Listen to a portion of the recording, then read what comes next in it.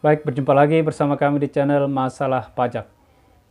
Kali ini kita akan coba membahas tentang pengembalian pendahuluan atau PPN yang lebih bayar. Bagaimana cara mengatasinya jika perusahaan kita selalu lebih bayar PPN-nya? Dan siapa saja yang biasanya selalu LB atau lebih bayar PPN-nya? Ikuti sampai akhir.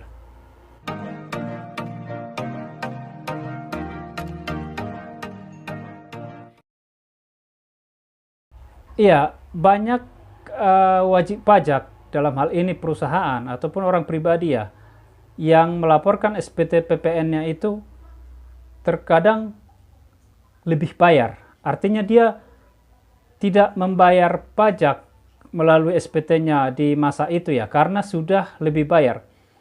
Sebelum kita menjelaskan kenapa bisa lebih bayar, kita tahu bahwa lebih bayar itu adalah disebabkan karena kebanyakan PPN masukan. Jadi kebanyakan PPN pembelian kita. Jadi misalnya kita beli bahan, PPN-nya sampai 100 juta misalnya ya. Ternyata penjualan kita PPN-nya hanya misalnya 50 juta. Nah artinya di sini kita udah lebih bayar 50 juta.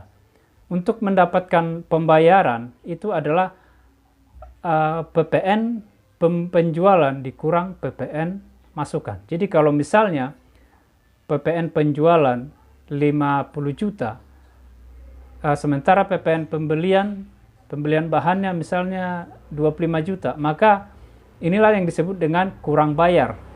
Sementara kalau disebut lebih bayar, PPN pembelian 50 juta, PPN penjualan 50 juta, PPN pembelian 100 juta. Nah, ini sudah lebih bayar 50 juta ya.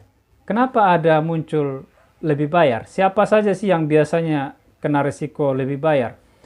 Wajib pajak yang sering kena lebih bayar itu adalah wajib pajak yang melakukan ekspor. Jadi yang sering melakukan ekspor atau kegiatannya ekspor, ini pasti lebih bayar atau disebut dengan LB ya, disingkat dengan LB. Selalu lebih bayar. Kenapa? Karena PPN ekspor itu itu 0% ya PPN. Jadi ketika kita jual keluar, itu tidak ada PPN-nya. Sementara ketika kita beli bahan untuk kita ekspor ini, jadi bahan yang kita ekspor ini kan pasti kita beli ya. Nah, waktu kita beli itu ada PPN masukan namanya. Sementara PPN penjualan 0, PPN pembelian misalnya 100 juta, maka kita sudah lebih bayar 100 juta. Kemudian wajib pajak yang sering lagi lebih bayar adalah wajib pajak yang sering transaksi dengan bendahara atau instansi pemerintah lah ya. Karena kan ketika kita transaksi dengan instansi pemerintah, kita jual ke mereka yang memungut PPN dan mereka langsung setorkan. Dan sementara kita beli untuk bahannya. Kita ada kena PPN sehingga PPN-nya selalu lebih bayar. Nah, dalam kesempatan ini yang perlu kita jelaskan adalah bagaimana caranya kalau lebih bayar. Apakah uang itu harus kita biarkan terus? Apa bisa kita ambil? Ternyata untuk lebih bayar ada beberapa pilihan ya di SPT-nya. Nanti akan kita lihat. Jadi dalam lebih bayar itu bisa kita banyak pilihan ya. Ada pilihan misalnya kompensasi ke bulan berikutnya. Jadi nanti kita tidak bayar pajak bulan ini karena lebih bayar, tapi lebih bayarnya ini kita kompensasi ke bulan berikutnya. Nanti ada dicentang di situ ya, di SPT-nya. Kemudian ada juga yang namanya restitusi. Ada restitusi, kemudian ada juga pengembalian pendahuluan. Nah, kalau Bapak Ibu lebih bayar, Bapak Ibu bisa memilih di antara pilihan-pilihan ini. Kalau tidak membutuhkan uang itu untuk cash flow, untuk dipakai lagi membeli operasional atau membeli bahan, maka langsung aja kompensasi ke bulan berikutnya. Atau bisa dipilih kompensasi ke bulan berapa. Di situ ada pilihannya di SPT-nya, nanti kita akan lihat. Kemudian kalau Bapak Ibu ingin restitusi, ada juga pilihannya. Ada juga pilihan pengembalian pendahuluan. Jadi seperti kita ketahui bahwa pemilihan fasilitas ini yang kita centang ini sangat berpengaruh ya, tidak asal kita centang.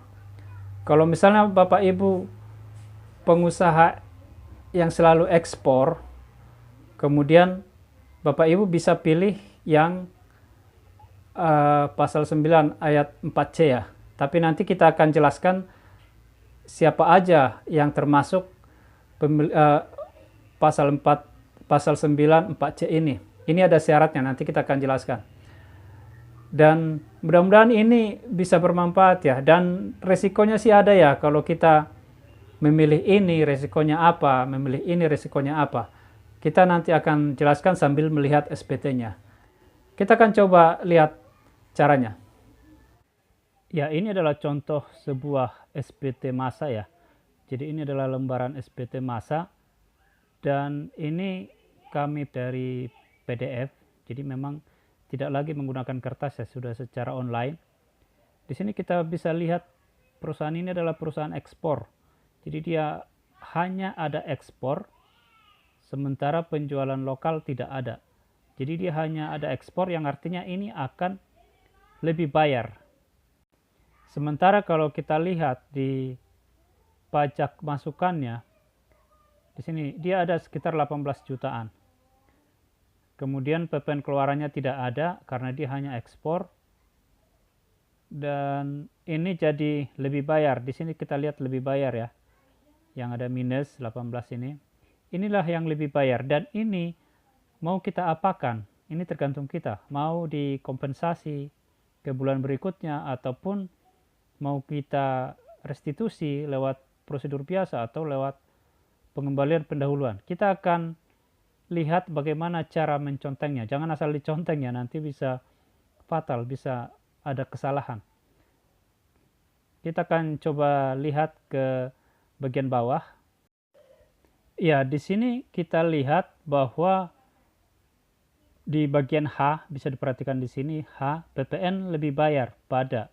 Jadi ada PPN lebih bayar pada butir 2D. Yang 2D itu adalah ini. Itu dilakukan oleh, kita conteng PKP ya, karena memang hanya PKP yang bisa melakukan memungut melakukan penjualan dengan mengeluarkan faktur pajak. Kemudian ke bawahnya kita lihat diminta untuk.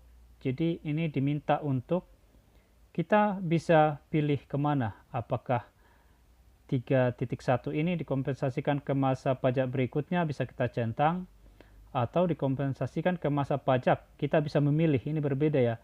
Yang 3.1 ini ke masa pajak berikutnya, kalau misalnya sekarang Juni ya ke bulan Juli, kalau misalnya Agustus ke bulan September, itu otomatis. Tetapi kalau yang di sebelah kanannya dikompensasikan ke masa pajak, kita bisa memilih, bisa tahun depan atau bulan berikutnya bisa, atau bisa 2 bulan berikutnya atau 3 bulan berikutnya.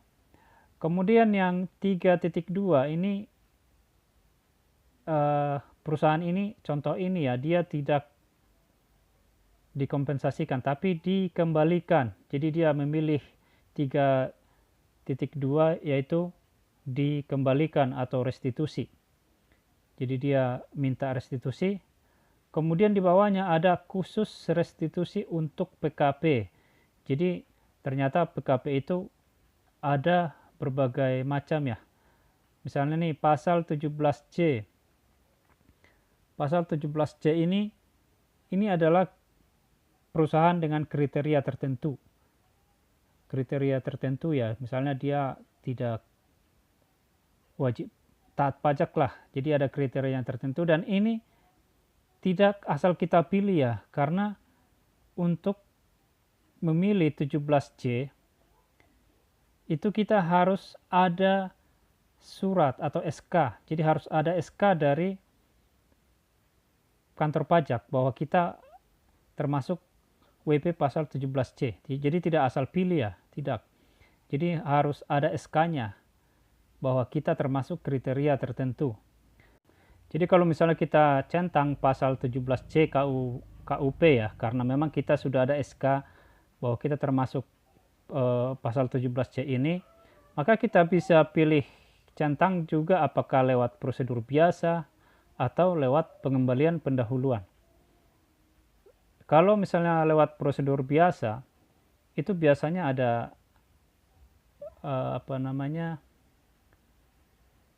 ada pemeriksaan ya, ada pemeriksaan. Dan kalau misalnya kita mau melakukan pengembalian pendahuluan, ini hanya ada penelitian. Jadi sebelum diberikan uang itu, kita harus dilakukan penelitian. Itulah kalau kita meminta uang ya. Jadi dia dilakukan penelitian. Setelah itu maka uangnya akan diberikan. Kemudian kalau kita memilih pasal 17D, 17D ini adalah tanpa SK penetapan. Jadi kita bisa memilihnya tanpa ada SK penetapan. Tapi yang menjadi perlu diperhatikan, PPN-nya itu dibatasi ya. Jadi misalnya maksimal hanya 5 miliar. Jadi lebih bayarnya maksimal 5 miliar. Kemudian proses penelitian. Jadi ini kan diteliti ya. Kalau misalnya kita melakukan pengembalian pendahuluan, maka akan diteliti dan prosesnya bisa memakan waktu sampai 1 bulan.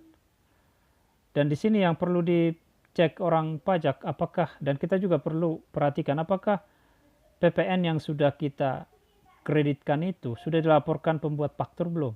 Kalau misalnya belum, ini sangat mungkin tidak dikabulkan ya, karena jadi kita harus cek dulu apakah lawan transaksi kita sudah melaporkan PPN keluarannya.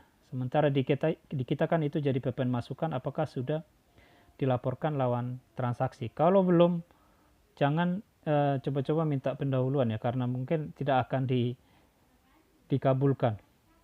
Kemudian kalau pasal 9 ayat 4C, di sini dia centang pasal 9 ayat 4C, ini sudah pasti ya dengan pengembalian pendahuluan, ini juga harus ada SK penetapan. Jadi pasal 9 ayat 4C ini adalah wajib pajak risiko rendah.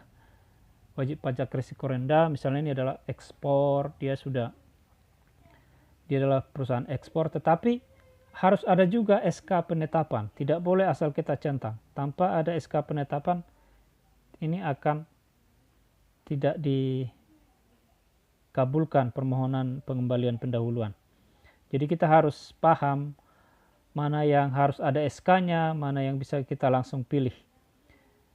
Nah, dari semua centang pemilihan yang kita buat, mana yang kita pilih, mana yang kita centang, ini semua ada resikonya ya, yaitu adanya post audit. Jadi setelah uang diberikan, ini akan dilakukan post audit. Bisa, sebenarnya tidak semua ya, tetapi itu bisa dipilih. Misalnya apakah pajaknya signifikan besar, misalnya kalau udah sampai 1 miliar atau udah besar lah, itu tergantung kantor pajak ya, tapi itu akan segera dilakukan pemeriksaan atau post audit. Inilah yang perlu kita perhatikan, dan kalau misalnya PPN itu sebenarnya tidak lebih bayar, maka kita akan diperiksa dan ternyata jadi kurang bayar, maka misalnya kita jadi kurang bayar 100 juta, maka dendanya akan menjadi 100%. Jadi akan dendanya menjadi 100 juta. Jadi 100 juta tambah 100 juta kita jadi harus bayar 200 juta. Disinilah yang perlu kita perhatikan. Tetapi kalau memang kita tidak ada PPN-nya, itu tidak ada permainan, semuanya memang nyata, real, maka tidak perlu takut dilakukan post audit. Itu saja untuk kesempatan kali ini ya. Kalau Bapak Ibu ada masalah bisa dituliskan di kolom komentar dan bisa kita diskusi di kolom komentar. Jangan lupa Bapak Ibu berikan like dan juga subscribe bagi yang belum subscribe. Berjumpa lagi di video berikutnya.